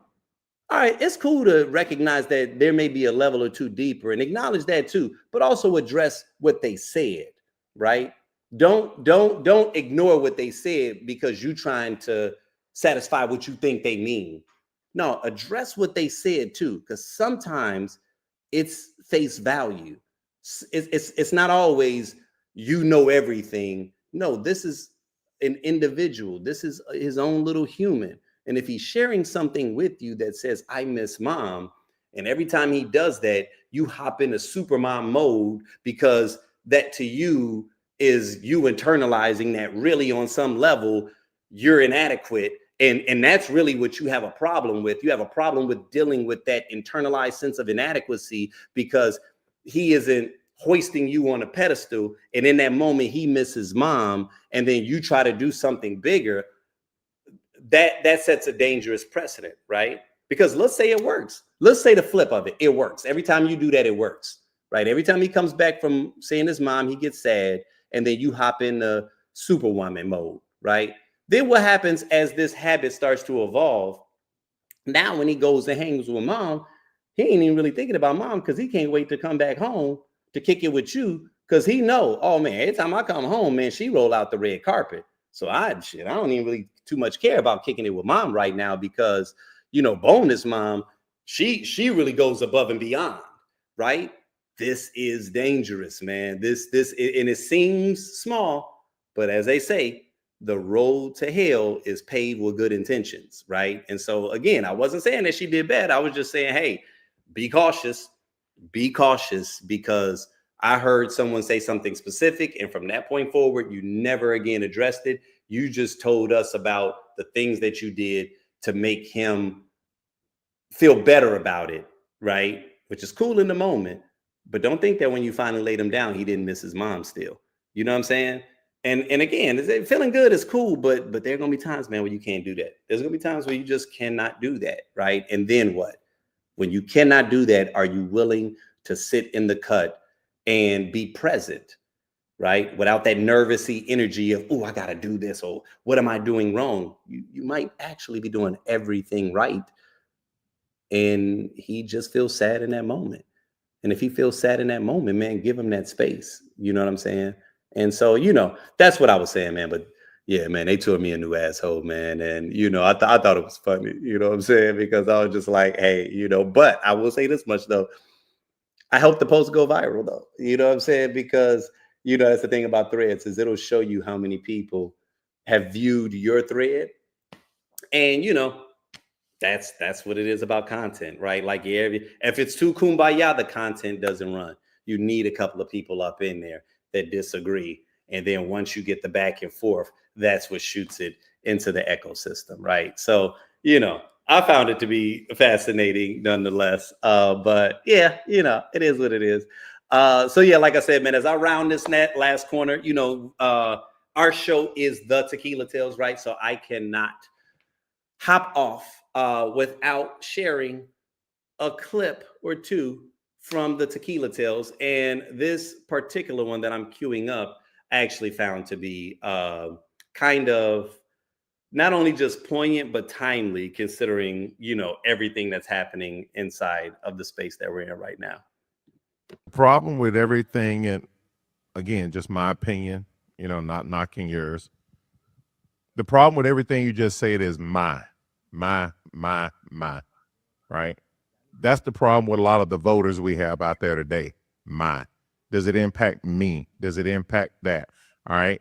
Like, I'm far and away from trans or homosexual or anything like that. But I believe they have the right to live the life the way they want to live it. All right. So we got to get out of the my space and say, is this right for other people? Right? because so many voters out there, and I'm not saying you personally, okay, but there's so many voters out there that don't give a shit if it doesn't impact them personally, and that's where the problem. That's how the orange man became this dictator, because so many people didn't think it was going to impact them. But then he started making decisions and started doing shit, and then they started going, wait a minute, this impacts me. I support you, dude. And if you know anything about history, that's always how dictators start. Dictators ain't shit. Charles Manson didn't kill one person. It was his followers that did. You got Jim Jones. I mean, if you know anything about history, obviously Hitler, it's the supporters that give these people their power. And something that's really scary, the information superhighway has become the misinformation superhighway. And Hitler didn't have a bullhorn like Fox News, but this guy does. And that should scare every single person in this country right now. So, I mean, to the idea that we don't have a perfect system, you don't have a perfect ally. Your mother's love is not perfect for you. Your wife or significant other's love is not perfect for you. You do not have a perfect ally that's up in alignment with everything that's important to you. They don't exist. To the idea of being able to ignore things that do not impact you, I want to remind you that we have a president that is in open defiance of 9-0 Supreme Court ruling right now. Open defiance.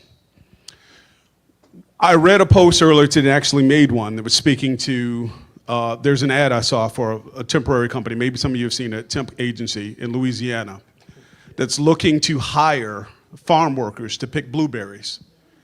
The ad is for $11 an hour for 10-hour days, 7 days a week to pick blueberries. That shit's gonna rot in the fields, right? Where we lose sight is the big picture. So what happens once we start? So we've lost the labor, we've had mass layoffs, the people that picked food willingly and happily, the things that we're not gonna do, are not doing it anymore. There are $45 billion earmarked for the building of new prisons in the US. Prison labor, quietly, is one of the best kept secrets in the US. What do you think that happens when you have an expanded definition of what a criminal is? As we see the man that was sent to El Salvador without due process, who wasn't a criminal, just deported. And the idea is to now send the homegrown ones as well. So what do you think happens when you can be labeled a criminal, you can be labeled a criminal, you can be by decree from a monarch, and you fill those prisons? What do you think the plan is to supplement that labor that we've lost has been deported? Do you think they did not understand that when the people who are picking this food leave, that somebody's got to do it?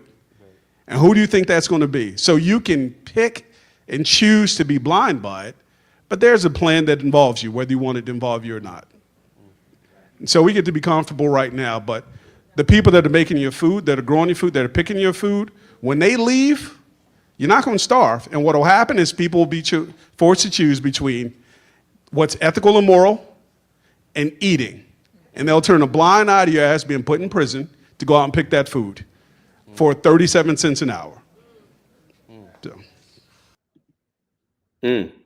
Yeah, you know, that in essence is what the Tequila Tales is. And that is why I wanted to close just with, you know, the reality of like what this platform is, which is an attempt to have open, honest, and engaging dialogue where we challenge one another. You know, a moment ago I was sharing that exchange, right? Like me being roasted, you know, my unpopular opinion. And that's fine. Like I honestly don't care. And so because, you know, I gave it space and I gave it time, I had the bandwidth in my downtime to go back and forth and exchange, you know, with people. What did surprise me, right? Like regardless of how you felt about my comment versus, you know, the others, and there were several others that I started to queue up, but, you know, really I wanted to get to how my comment turn me into the unintentional troll, because it couldn't be farther from the truth of who I am. But inside of the space of Tequila Tales, I play the role of devil's advocate, right? And the role of devil's advocate exists not to antagonize. It does not exist to troll. I'm not here because I get off on getting people riled up. That's kind of the new space that we're in, where it's cooler to be infamous than valuable.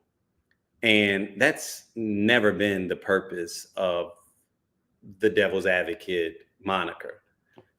The reason that the devil's advocate exists is because there are times where you need the perspective of something different, right? Otherwise, you get caught in the echo chamber.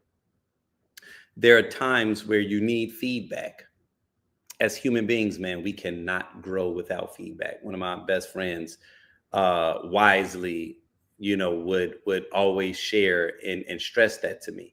The importance of not only being open to receiving feedback, but not just open to receiving it, asking for it. Ask for the feedback. If you're at your job, don't wait until the review comes and then have a shit ton of excuses or reasons as to why you couldn't accomplish said objective. You should have been tapped in the entire time. You should have been bringing your manager in when you knew you wasn't going to hit the quota, asking if they had any suggestions. Let them see what it is that you're doing so that it doesn't just turn into a you thing, it turns into a we thing, right?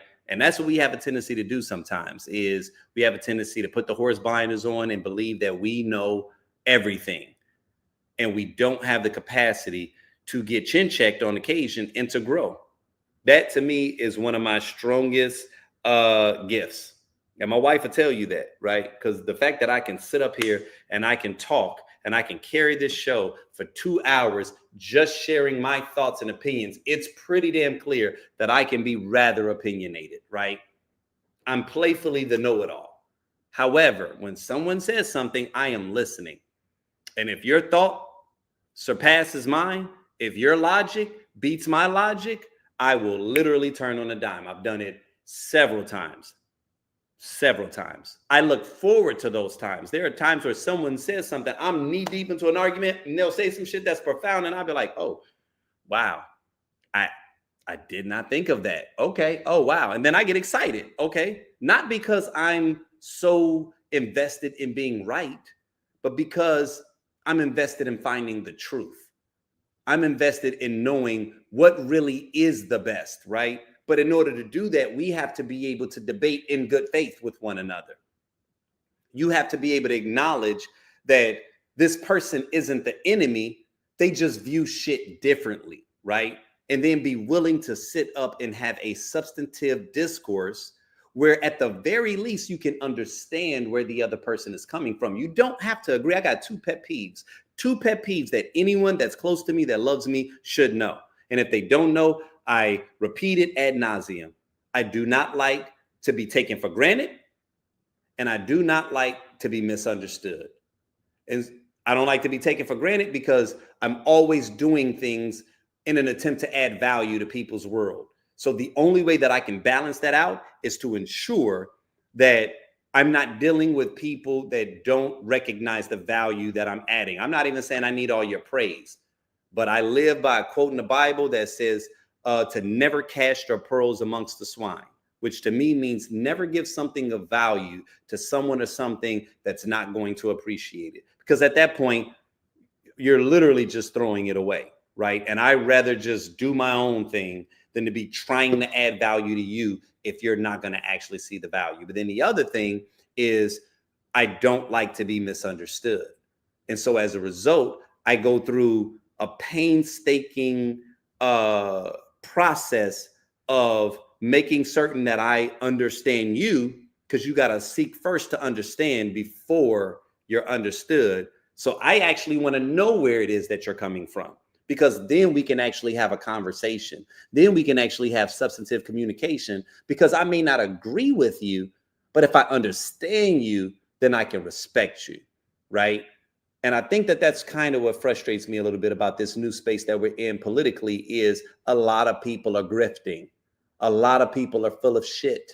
A lot of people know that that thing that they're doing is really contrived, but everybody is so invested in the illusion.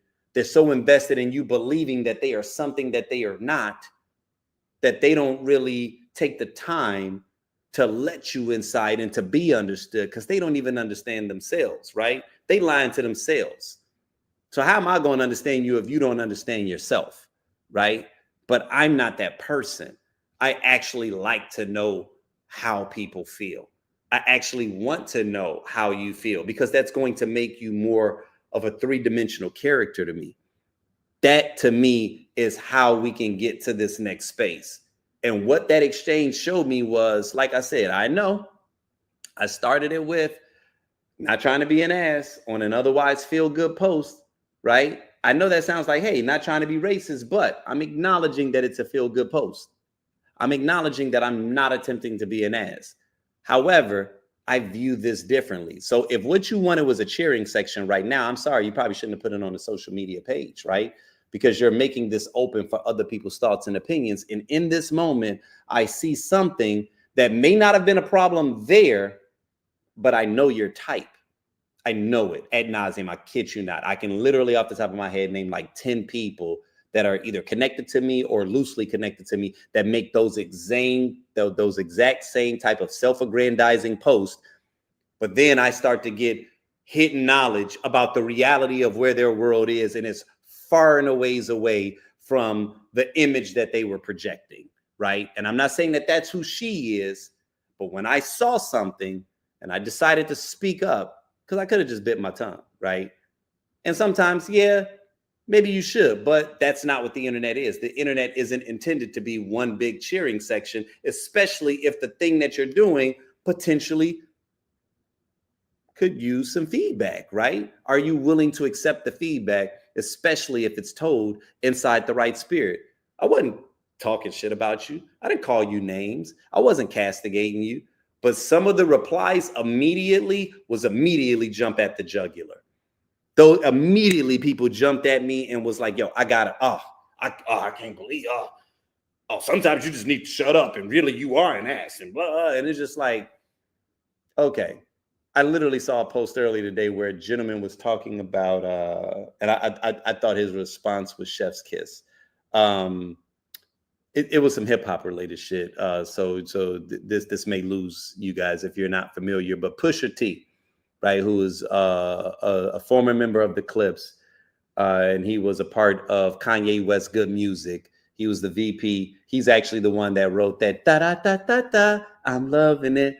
Little fun fact. But he was interviewed recently because he's got a new album coming out, and they asked him about Kanye West, and he started with giving some great feedback about Kanye West being a genius, and he was like, and even intuitively, he's even more of a genius. He was like, and one of the reasons that we don't get along right now is because he knows that I don't respect him. He knows that I don't respect him as a man, and that I think he's weak, and that I don't respect weak men, and blase, blase, blah. And so he starts going through all this stuff, and it sounds a little harsh, but if you're reading it from the right perspective, you know exactly what he's talking about, right? A gentleman comes in and he comments under this post where he's like more or less saying that he felt like what Pusha T was saying was kind of harsh, right? In a sense of, man, if I was your friend and I was sharing something that I thought was vulnerable, I was sharing my vulnerability, and you started tearing me down, like that would let me know that you weren't someone that I should have ever been, dealing with and interacting with to begin with. So, something along those lines. And his post had gotten, some nice engagement, but another person came in and responded to it. And the guy said something that I thought was rather poignant, where he kind of called out like, no, you're talking about when you think about weakness, basically you're kind of caught inside of an emotional space when you're you're conflating weakness with vulnerability, and really what Pusha T was referring to was weakness as it relates to Kanye West's moral compass, right? And just his inability to be able to center himself from a value-centered space. You know, like he says something that I actually fully agree with, that was giving him clarity, but then he immediately moved to strike this guy, right? In just a very unnecessarily mean-spirited way. So the guy responded back with an exceptionally high EQ that actually kind of surprised me, that even while someone is talking shit to you, he responded back acknowledging that he found a lot of value in what he said, despite that knee-jerk internet tear you down thing that we all feel the need to do, right? And while I thought that what the guy said was truthful, I had to like my man's post, like, damn, I actually really appreciate the way that he had the emotional capacity to stand corrected, to receive the feedback despite the venom, right? Like, despite the fact that you did that thing that we all feel like you got to do on the internet nowadays, that everything is a conflict, every interaction is some polarized to death match, and every interaction does not have to be reduced to us sharing the worst parts of our character with one another.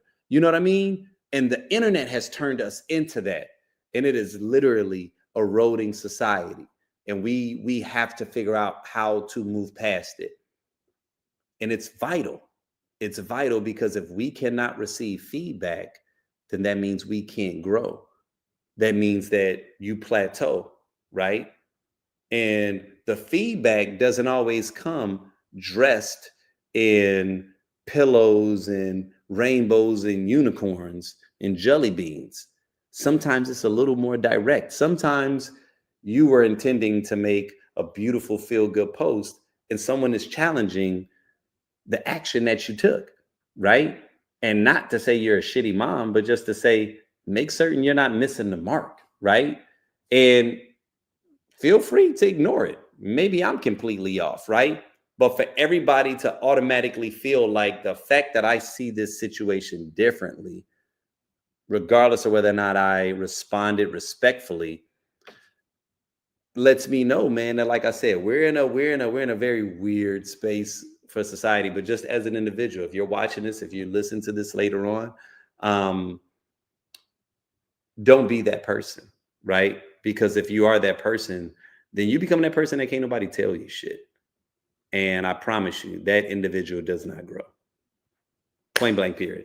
But you guys, like I said, this was kind of like a bonus session because it wasn't my initial intention. This has been an exhausting week, but yeah, I was definitely gonna hop on and say the loud parts that have been silent out loud, right? I'm not gonna be complicit in this nonsense. You know what I'm saying? And those of us that have platforms, those of us that are voicing our thoughts and our concerns, you know, sometimes we got to fill in the gaps when the establishment is coming up short. And I'm someone that believes in circling the wagons. And, you know, that's kind of been like the entire narrative of this year, you know, is that we are in a space where people are attempting to control us. You know what I'm saying? And we got to learn how to move with a degree of intention. So if you feel a certain way, if you have a voice, then you got to know how to use that voice, right? And you have to understand the value in you using that voice, because what you can't do is wait and believe that the system is going to do it for you, because I promise you it is not. That is not what they are invested in. You know what I mean? You guys, we are doing something very special the weekend of July 24th. So July 24th, 25th, 26th, we're hosting a 3-day event called National Tequila Weekend. They're going to be, tickets are actually going to go on sale within like the next probably like 48, 72 hours. So like, if you're not following the platform, you definitely want to do so. You also want to sign up for the Inner Circle. Go to www.thetequilatales.com and sign up for the Inner Circle, because anytime something that is incredibly important that you just have to know about is happening, that's the best way for me to be able to get that message out. Because once again, we cannot rely on the algorithm. The algorithm is not going to send it to you. It's just the way it is. But listen, y'all, as always, man, it is a pleasure. I love you guys. Have a great, great week. And until the next time.